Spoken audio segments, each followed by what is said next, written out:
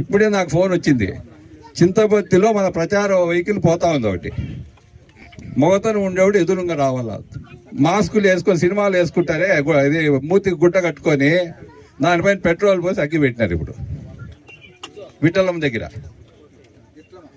దగ్గర రోడ్లో పోతా ఉంటే అది మొగతనమా? ఇప్పుడు చింతల రామచంద్ర అడుకో, పెద్దిరెడ్డి రామచంద్ర అడుకో, మితిన్ రెడ్డికో మొగతనం ఉంటే చక్కగా రావాలా?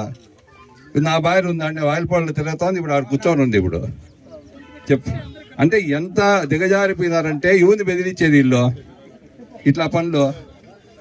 చెప్పు, మాస్కులు వేసుకొని ఓ డ్రైవర్ ఒకటే పోతా ఉంటే పాపం రానికి ఎంటుకలు కూడా కాలేయంట, పెట్రోల్ పోసి అగ్గి పెట్టినారు. ప్రచార రథం ఇప్పుడు మనం పాటలు పాడుతూ ఉందే అట్లా బండికి. నా భార్య ఆందం ఉంది, ఇప్పుడు ఆందం ఉంది, ధర్నా చేస్తూ ఉంది. అంటే మొగతనం లేని ఎమ్మెల్యే, మొగతనం లేని ఎంపీ ఎదురు కూడా మమ్మల్ని ఎదుర్కోవాలి. ప్రచార రథం ఏం చేసింది తల్లి? ప్రచార రథం ఏం చేసింది చెప్పు? అదేంది మూతి గుడ్డలు కట్టుకోనంట.